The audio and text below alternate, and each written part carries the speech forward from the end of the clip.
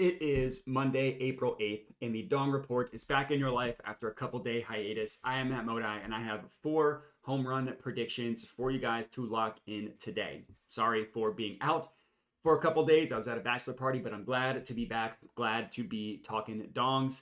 It was admittedly rough over the time that I was out. I gave out picks every single day that I was out.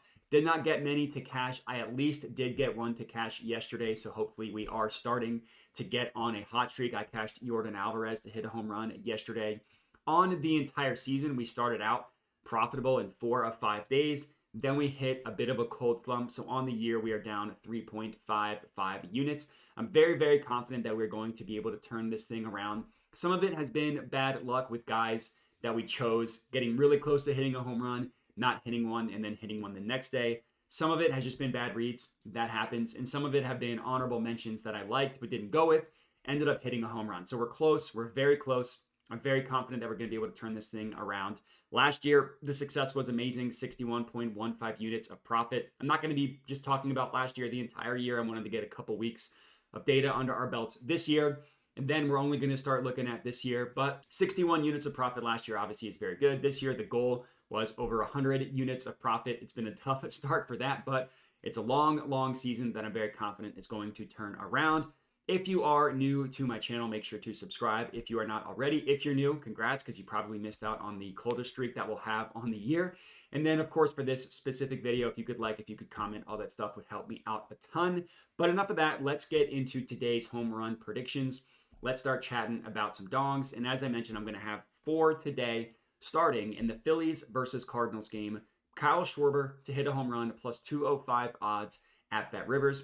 I get that these odds are disgusting, right? They're terrible. Plus 205 is not good. But even the gross plus 205 odds is still pretty good, right? Most of the books have this priced at about plus 170.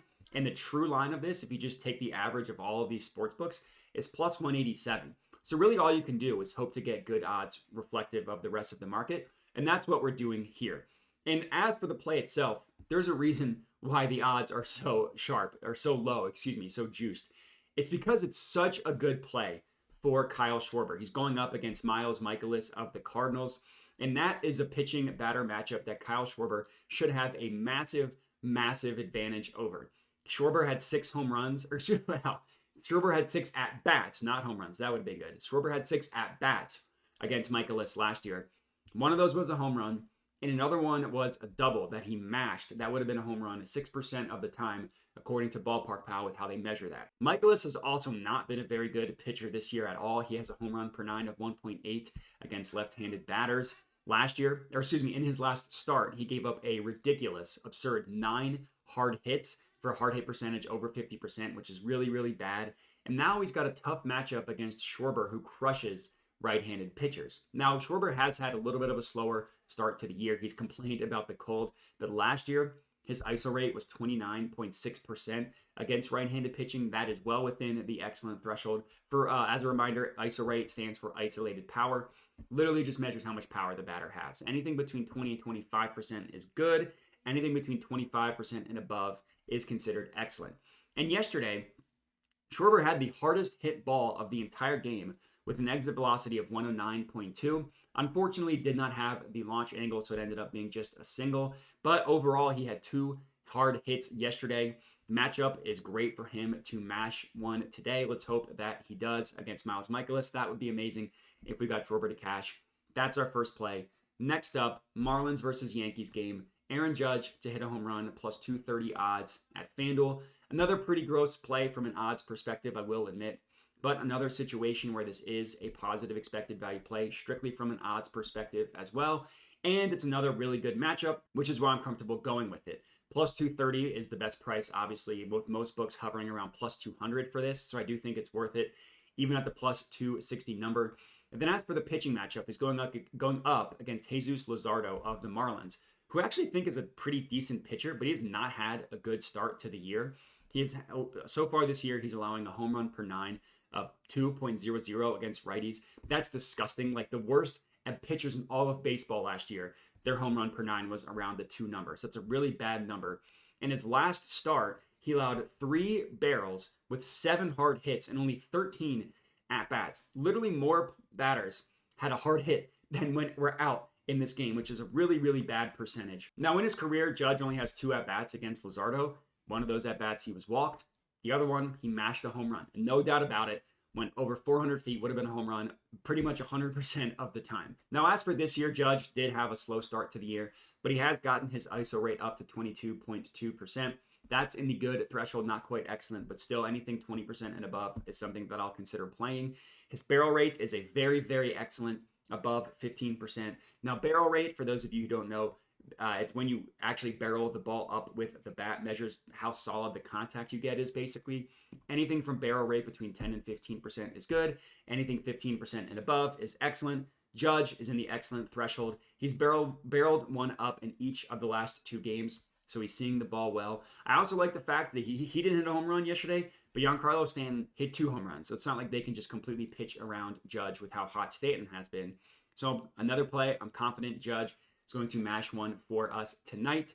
That's our second play. Third up, Mets versus Braves game. I'm taking Matt Olson to hit a home run, plus 310 odds at FanDuel. Now, Matt Olson has definitely found his rhythm to start the year. There was no slow starts for Matt Olson. He's got 3 home runs on the year so far, including one that he crushed yesterday for a home run. Overall on the season, he's got an ISO rate of 42.4%. That's good for 3rd best in the entire MLB. He's also going up against a right-handed pitcher in Julio Teheran, and Olson has consistently crushed right-handed pitching better than he's crushed left-handed pitching. That's something that has held true so far this year as well. So far this season, his ISO rate is up to 47.6% against right-handed pitching specifically. Last year, his ISO rate was 35.1%. That's obviously in the excellent threshold, and his ISO rate against lefties was only in the good threshold. So it's a pretty massive gap between how he hits righties versus lefties. And as I mentioned, he's been seeing the ball incredibly well recently. Yesterday, I mentioned that he hit a home run, but the hardest hit ball that he had yesterday wasn't even the home run, right? The home run he crushed went 408 feet, but he had another hit yesterday that had an exit velocity of 110.7. Ended up being a line out because he didn't quite have the launch angle, but he crushed that baseball. Not even talking about the home run that he also did hit yesterday.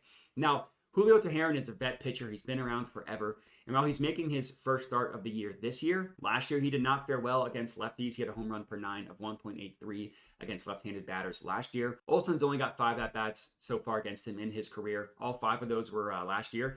He did get a single in one of those. Now, it wasn't one that he crushed, but at least he didn't just strike out every single time. It should be a situation where Olson has the extreme advantage over the pitcher. Let's hope that he stays hot and crushes one for us tonight. And then our last play, 4th and final pick of the video, Diamondbacks versus Rockies. I'm taking Ketel Marte to hit a home run, plus 390 odds at FanDuel. I always save our juiciest play for our last play. Granted, plus 390, normally we have juicier plays than that. That's just kind of how the plays were today. But I absolutely love this play for Ketel Marte to just mash a home run. Game is being played at Coors Field. Admittedly, this is not quite as juicy as a normal Coors game, right? Like you get these games over in the summer and it's home run city. It's still positive for a home run perspective in general. So it's still a plus home run game. Not quite like the amazing plus ones that we'll get over later this season, but it's still pretty good. And it's a matchup that could not be better for Ketel Marte to just annihilate the baseball. He's going up against Rockies pitcher Kyle Freeland, who's a bad pitcher overall, and he's got a bad history against Marte specifically. Marte has 20 plate appearances in his career against Freeland. Of those 20, he has 9 hits overall, amazing average. He's got 2 home runs, that's good, 1 triple, 2 doubles, and the rest singles in terms of his hits. He absolutely crushes Kyle Freeland in his career. And I like the fact that both of the home runs that he hit were last year. So it wasn't like we had to go back that far to find times where he hit home runs against Kyle Freeland. And then we did go up against him on March 28th, the first game of the year. He didn't hit a home run, but he went 2 for 2 with 2 singles. And Freeland's just a bad pitcher in general. Everybody crushes Freeland. It's going to be target practice for Ketel Marte. Hopefully he's been mashing to start the season. His ISO rate on the entire year so far is 28.6%. That's within the excellent category. But if you isolate it specifically against lefties versus righties, his ISO rate against lefties is 39.1%, well above the excellent threshold, an amazing number for us. And against righties, it's all the way down to 15.8%. That's even below the good. So it's like against lefties, he's one of the best power hitters so far this year. Against righties, barely any power. Another situation, he's also been seeing the ball really, really well to start the year. He's got 3 barrels in his last 4 games. He's got at least 2 hard hits in 6 straight games as well. Now, he did have a stretch, those 3 barrels. He hit a home run in 3 straight games as well. He did not hit a home run yesterday, but he had 2 hard hits that were above 100 miles per hour in terms of exit velocity. One of them did have the launch angle that you look for, 35 degrees. The sweet spot for launch angle is between 25 and 35. Just couldn't quite get it out of the park. But if he has that exact same situation tonight in Coors, that probably happens. So I love this play for Ketel Marte to hit a home run. I love all 4 of the plays that we have today. Let's hope we can get a couple to hit a home run, get us in the green back-to-back days, start getting us back on the green on the entire season. But that's all we got. 4 plays for you guys to lock in, and make sure to like the video, comment, subscribe, all that good stuff. And the last thing that I'll mention it at the end of every video, is that I do have a Dub Club. It's only $5 a month. And if you're unfamiliar with Dub Club, it's a service you can sign up for to have plays literally sent directly to your phone, texted to you, emailed, Telegram, however you want it. The way my Dub Club specifically works is all the plays you see me give out for free on YouTube and on Twitter, those are the same plays you get on Dub Club. That's why I only charge $5 a month, because you can get everything for free. The reason why I have it is because not everybody cares enough to watch the YouTube video. Sometimes they just want the plays. Not everybody has time to watch the YouTube videos, so it's nice to just have the plays sent immediately to you if you don't have time. Or by the time people do watch the videos, the odds change, and it's kind of frustrating because when you're on the Dub Club, you get them sent immediately. You're able to get plays in before the odds change. Sometimes by the YouTube video, by the time you watch it, the odds do change. That's why I have the Dub Club. Again, it's only $5 a month. But it gets you everything that I'm playing, whether it's baseball now, NBA. I've been on fire. The Dong Report started slow. My NBA player props are on fire. So it's been good for that. So if you want to pay the $5 to get them sent to you early, you'd rather just pay the best price free to get it on YouTube and on Twitter for free. Either option is totally fine with me. And that's all we got. Appreciate everybody for watching, and have a good one.